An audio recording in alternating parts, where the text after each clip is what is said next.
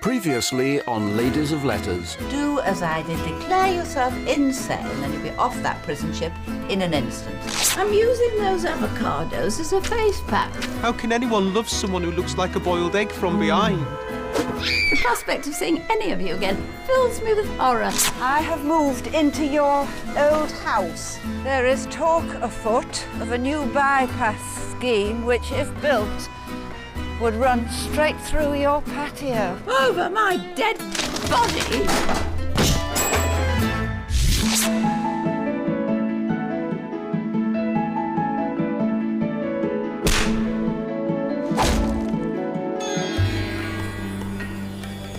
Sheep dipper shed. Dear Irene, snatching a few moments from washing nappies to put pen to paper. Well, or rather, quill to recycle papyrus. Excuse bumps and blotches. I can't say I'm entirely happy with the nappies, which have turned an unpleasant shade of magenta. Is it the ecology-conscious washing powder? Or has Karen been feeding baby Sabrina beetroot? Frankly, nothing about this place would surprise me.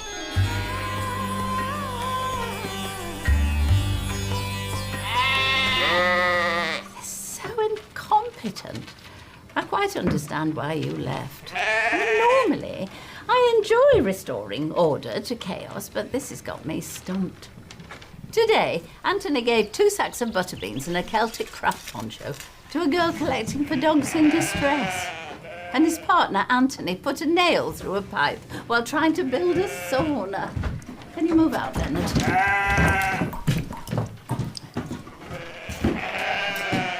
Karen keeps her room all day, thank heaven. She says she's writing her memoirs at the age of 32. Well, I suppose it worked for Jesus, or rather his ghostwriters. According to Howard, they're all about her abusive childhood. She's obviously better suited to fiction than fact. I offered to help with the odd memory of my own, but she refused to discuss them, saying I am the perpetrator. I doubt she's got further than page 1. I heard the distinct sound of snoring this afternoon. It was hardly surprising, since her nocturnal ramblings are becoming legendary. She visits every pub in the vicinity and then tries to walk on the village pond singing rude songs or to abseil from the belfry. Yes, do help yourself, dear. You usually do.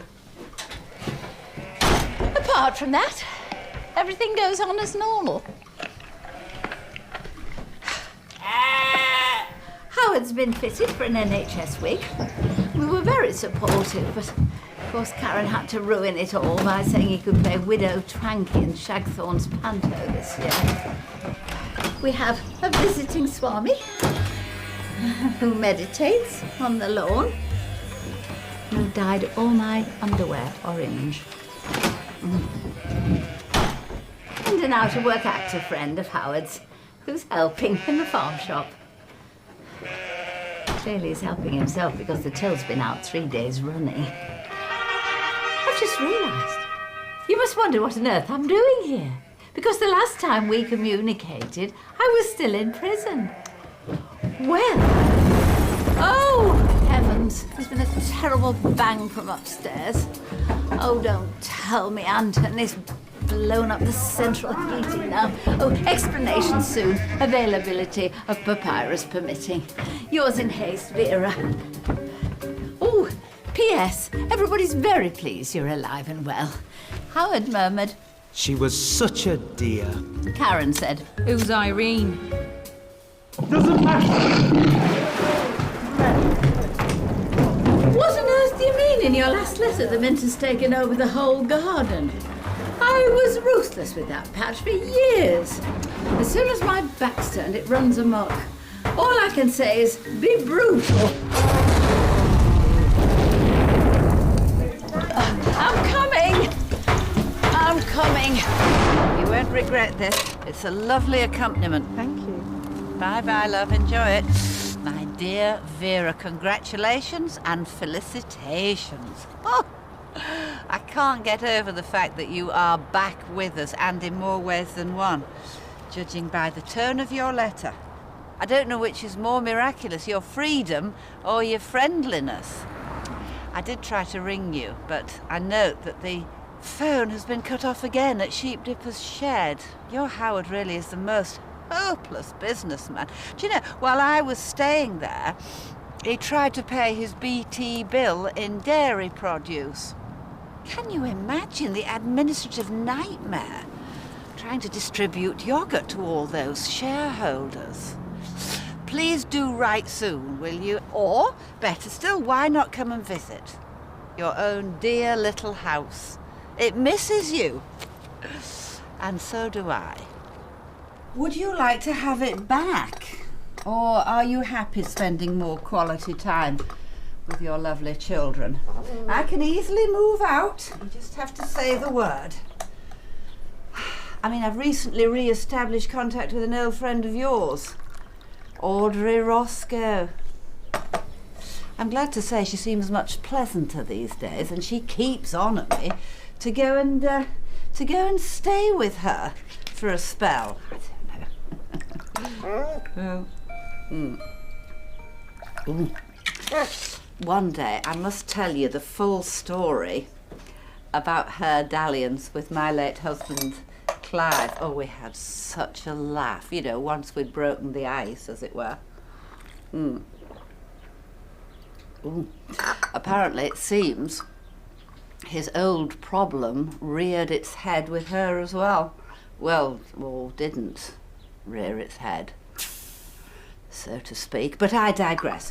You let me know what you want to do just as soon as you know. Sydney is barking. Woof, woof. As a clever boy. So I suppose that's his way of sending his regards. Oh, I'm intrigued to know how you brought about your release. I'm just wondering if it's anything to do with my protest. I've been writing non-stop to the Home Secretary, and I wrote to say that if they didn't let you out straight away, I was going to pull out my teeth one by one and send them daily. And this I have been doing on a regular basis, but I began to worry that if there wasn't a result soon, the whole set would run out. Now, don't worry. No, your friend has not gone gaga, and is not toothless. I have been using a set of Clive's old dentures, you see. His daddy's teeth, aren't they? Who's this? I kept them for sentimental reasons, but I always knew that they would come in handy one day.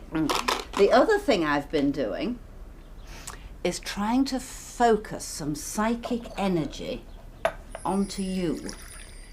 And this is something that Howard and Anthony showed me when I was staying at Sheep Dipper's shed. Spent a fortune on mystical literature, and I've read the tarot, the runes, the tea leaves, and your hand. You'd left a greasy imprint on a mahogany wardrobe. I've cleaned it off now. I think it's terrible when people of our age let things like that go. Blithering cheek. Oh, I was sorry to hear about Karen drinking again. She was making such progress when I was there to guide her. Anyway, that's all for now, as I don't want to miss the post. And I know that Sydney's dying to set a shining example of poop and scoop hygiene on the village green. Oh yes, now I'm enclosing some of your personalised stationery so that you can dispense altogether with papyrus. Oh, I say, when you think of some of the things we've had to write on lately, what with the Bronco toilet paper, still, it was lovely to hear from you, and I cannot wait to see your old smiling face again. My kindest regards, Irene. P.S. I may have mentioned in my letter that I often daydream about you and I using our retirement to perhaps see something more of the world. If your time at Sheep Dippers is proving such a strain on your nerves, perhaps you might like to think about that. No.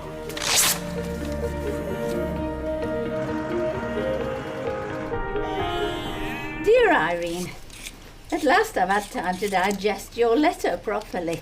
Oh, talking of digest, I'm relieved about the teeth. Coincidentally, a tooth turned up in the prison ship's Sunday gruel. I assumed it was the cook's, as he and the sous chef had violent relations.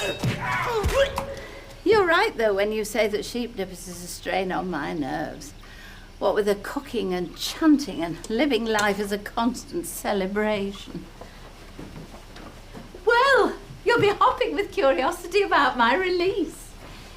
It was all on and my prison therapist doing. He explained to me that staying inside was fulfilling my need to be needed. And now that my literacy class had mastered the complete works of Dr. Seuss, I could leave them to themselves. I must say, keeping up was becoming an effort. I love a good read, but Nietzsche's very trying. Once I decided to make my bid for freedom on and took over, he said he would give me some LSD. No, not money, that's the mistake I made. And we'd leave the rest to fortune. The result was very dramatic. Apparently, I ripped the governor's trousers off and put them on my head. And then they tell me I stripped, shinned up the funnel, sang Jerusalem, and offered oral sex to the bosun. All I can remember is seeing stars, but that was probably when they knocked me out, because I came to in a straitjacket. It was the talk of the prison for days. Eventually, the governor signed a release form, putting me in care of the community. Took me a while to recover. I kept getting hallucinogenic flashes. But on my second day, Karen accused me of being lazy, so that got me up and doing. And from then till now, I haven't sat down. Well, except cross-legged to do yoga. I'm completely exhausted. Oh, about my house, stay as long as you like. Though I must say, I do miss my own manageably small garden. I dream now of my 20 by 10 foot lawn.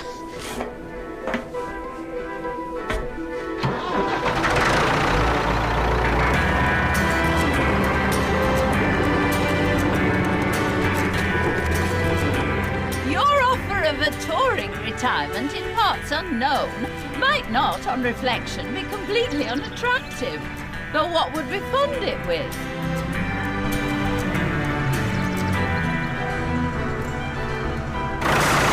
I've been paying the mortgage on Sheepdipper since before I went inside. And now Karen's trying to take over the management of what's left of my meagre resources on the grounds that I am officially insane. She's trying to persuade me to give her power of attorney. Can you imagine? I wouldn't put it past her to have me sectioned. Apparently, I appear in her memoirs as a demented harpy with obsessive-compulsive disorder.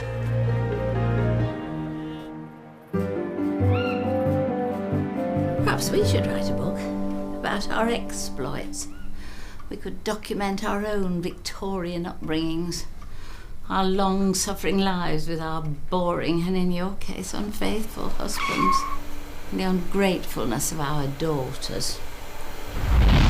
We could expose the injustices of the British penal system and the horrors of prison ship life, including oral sex with the bosun. Oh dear, the thought of that just makes me feel so tired.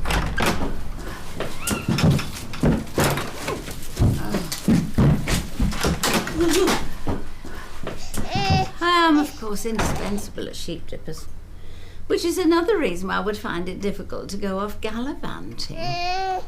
Baby Sabrina is teething. She needs constant attention. Of course, my mother just put treacle on my fingers and gave me a feather to play with, but I don't suppose health and safety would allow that now. When I pointed that out to Karen, she just snarled, well, it's more than I got. What you've done to me. It really doesn't look Never right, miss. Don't come here now, please. Honestly, children, who'd have them? You sometimes wonder why you went through those 9 long months and that arduous labour to bring them forth. Right soon with a few of your cheery words. Your ever dear friend, Vera.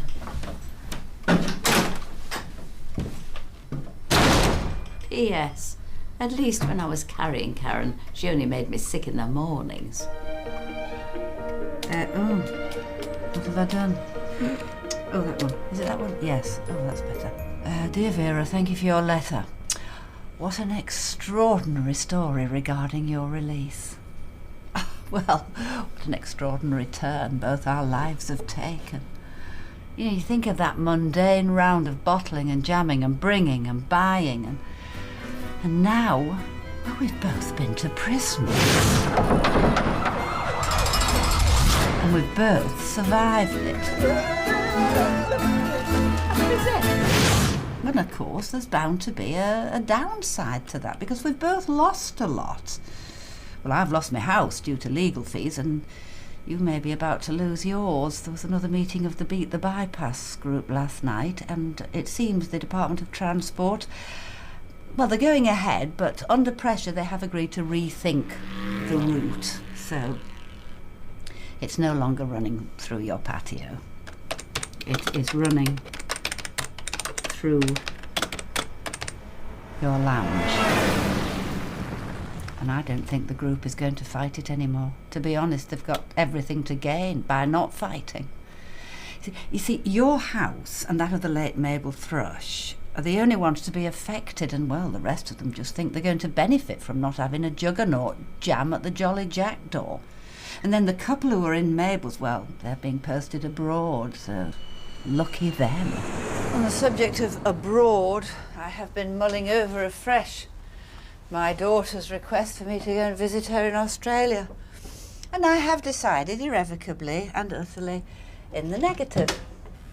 Reading your news about Karen reminded me just how deeply unpleasant it is to share accommodation with an ungrateful daughter. Oh. Of course, I do miss Cheryl Marie most dreadfully, my little granddaughter, but since her wicked mother has told her that I am dead, I wouldn't want her to see me and think I was a ghost. Oh, speaking of which, there have been one or two odd occurrences in this house of late. Bumps in the night, and then shadowed, moving, and a lot of your artifacts mysteriously being realigned. And before you start making accusations, no, I have not been tippling sherry in huge quantities. Just the odd glass at conventional times.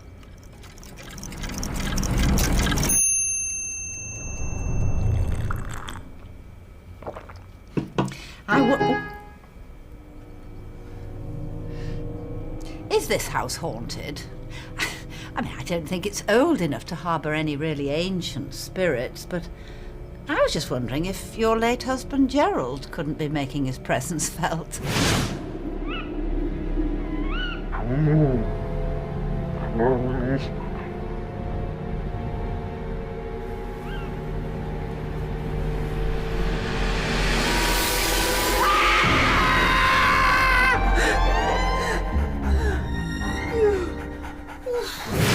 I am thinking of getting the vicar in for an exorcism, but I wouldn't want to deprive you of your hubby's company. I mean, if you still want it.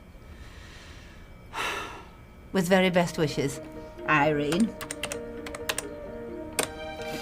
P.S. You will notice that this letter has been typed. That's because I have purchased an old computer at my local boot fair. So I'm enclosing my email address. I know that you are technically challenged, but, if you could get one of your children just to show you the basics, well, then we could email each other in future. Oh, no. Where's it gone?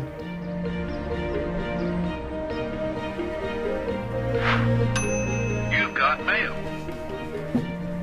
Vera at sheepshaggers.biz. How's that for technically challenged? As you can see, Anthony's taught me how to use our resident computer.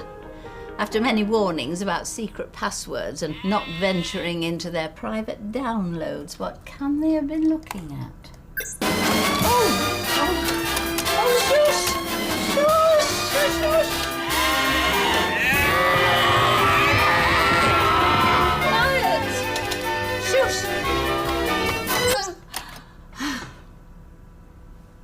must say, it's marvellously liberating to be able to deliver insults at the touch of a button. I've already sent anonymous emails to the prison ship's chaplain, the Rev Trev, and to the bosun.